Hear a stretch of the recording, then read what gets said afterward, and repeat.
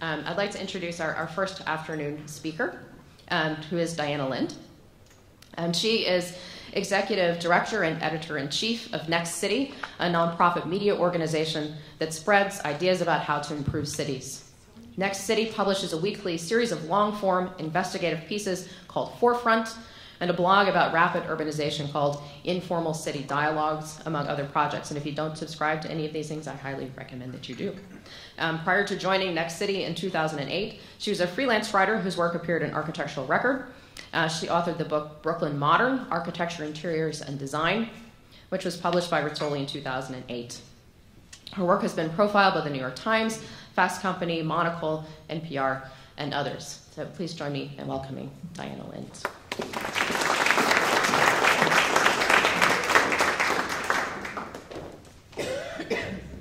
Thank you so much. It's great to be here having this conversation about Dallas and also connections beyond this metro region. So I guess...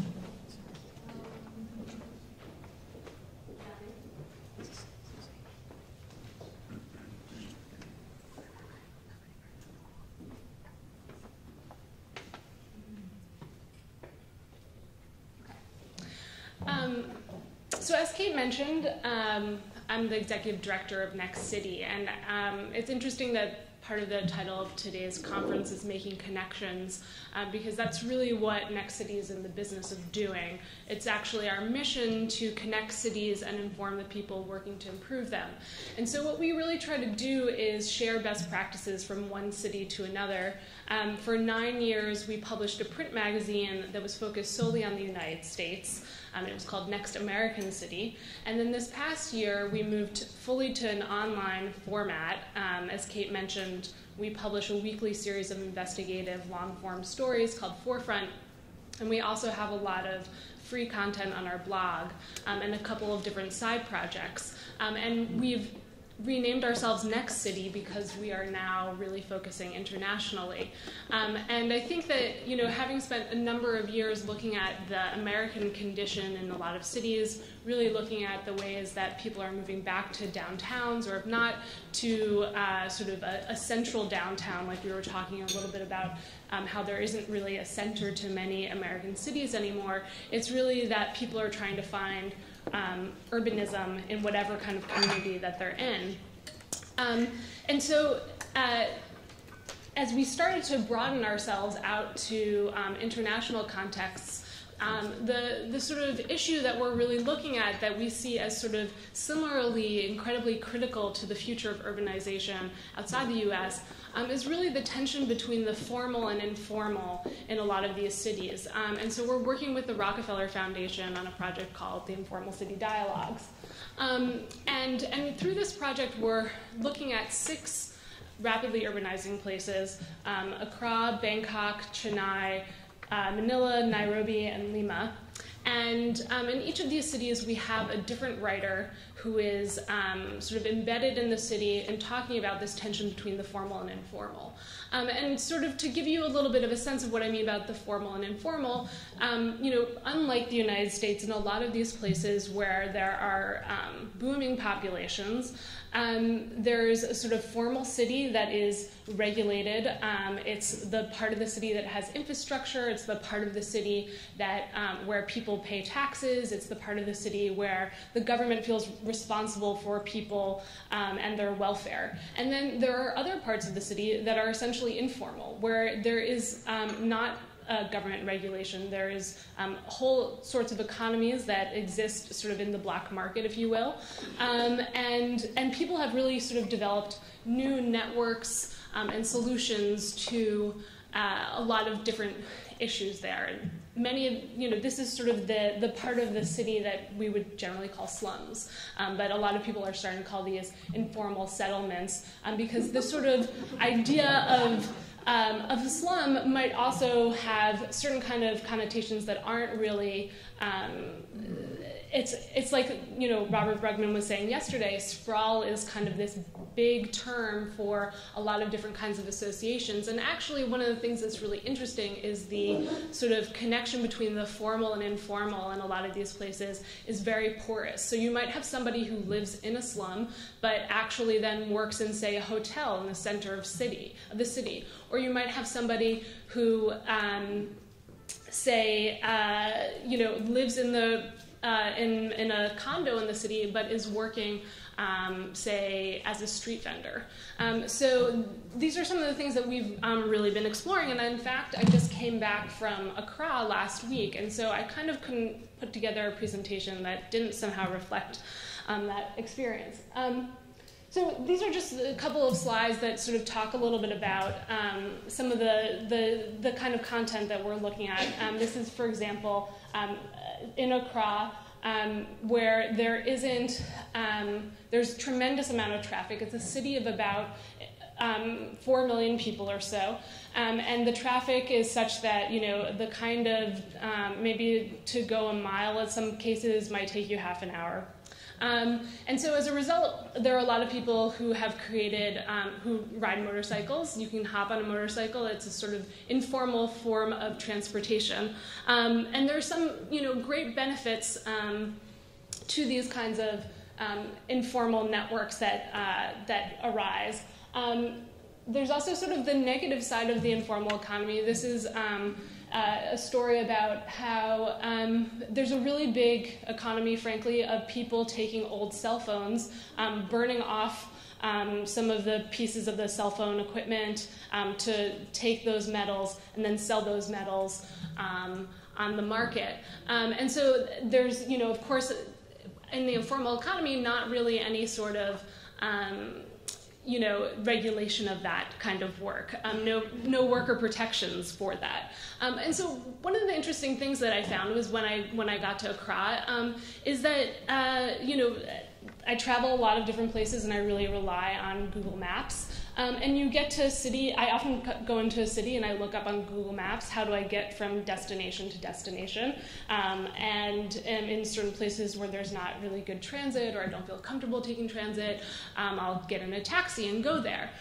But in Accra, there aren't street names on a lot of the streets. Even if they exist on Google Maps, there aren't actually signs on the streets for those streets. And in fact, even if you have the address for a certain location that you're trying to go to, the cab driver that you're talking to will not know actually where that is. You have to explain where you're going to by essentially pointing out different landmarks. So you say, you know, there are a couple of really well-known streets, and then, you know, maybe you say you take Oxford Street.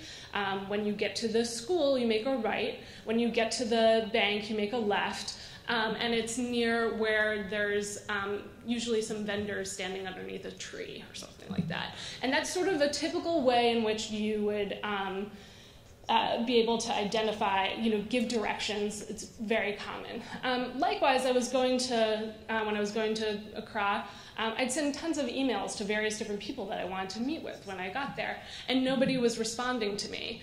And it's really interesting that there's a lot that's been made about how in Africa, basically, people have leapfrogged over the sort of old technologies that we find in the US, and everyone uses cell phones there. The cell phone penetration rate in Africa is huge, but what's also interesting is that people aren't using the internet in the same way that we use it here, because people are paying per minute for the internet.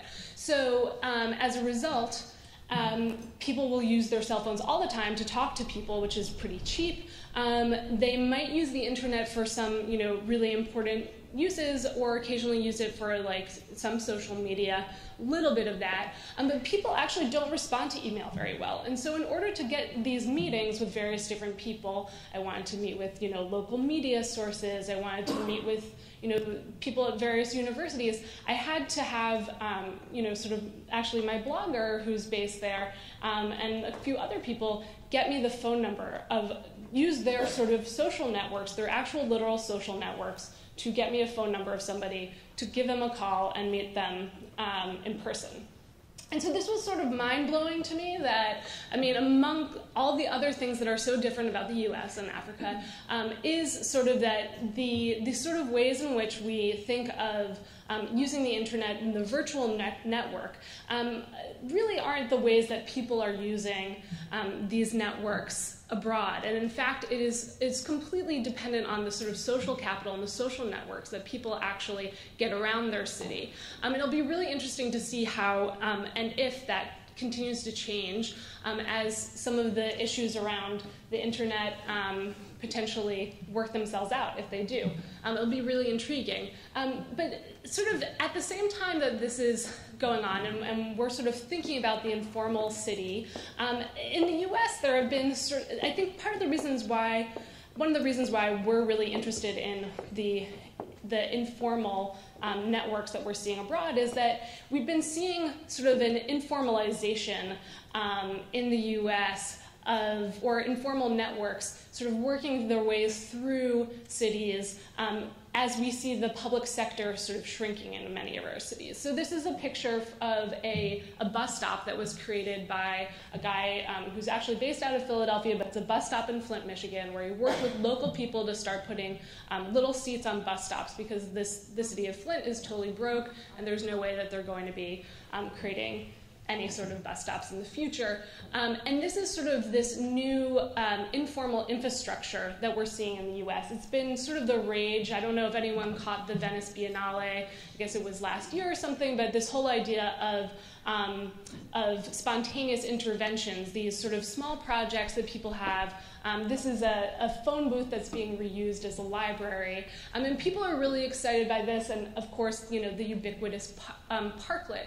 And I never really used to think about this as being somehow part and parcel of this, informal, this tension between the informal and formal. But what I think is so interesting about it is that people are reusing these heavily regulated aspects of city life and reusing them in the ways that suit them, that better suit our society. And so somewhat likewise, to kind of tie this to the sort of technological networks, one of the things that Next City has been following civic media for a number of years. And initially, when people were thinking about how cities and data would get together, the whole idea was that cities were going to start making a ton of their data open and public. And we started seeing 311 apps. We started seeing, things like Google Transit, or a lot of the apps that allow people to use transit systems that are just based off of opening the data on, transportation. These kinds of projects. That was, I think, a lot of people thought. Civic media is going to be about making government better. And in fact, what the trend that I really think is really interesting is that the internet is increasingly allowing people to form sort of informal networks to take care of the things that the sort of formal sector is not perhaps providing. So, it's sort of almost building off the way that Craigslist and eBay have been really popular for a number of years, but applying that to a urban context. So this is a project called Fundrise, which started out in DC and is moving to a lot of other cities.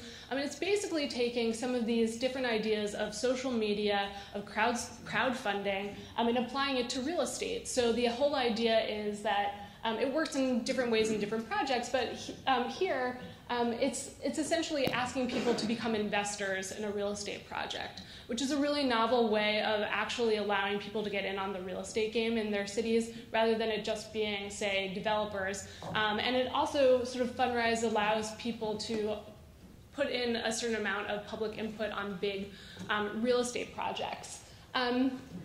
And I think, sort of to wrap up, one of the things that I think is really critical is that we not be afraid of some of these new technologies and the ways that they are sort of disrupting civic life. So Airbnb allows people to, stay at basically a stranger's house because they've put their apartment online, let's just say. Instead of staying in a hotel, you can stay at this person's house for maybe $100 a night.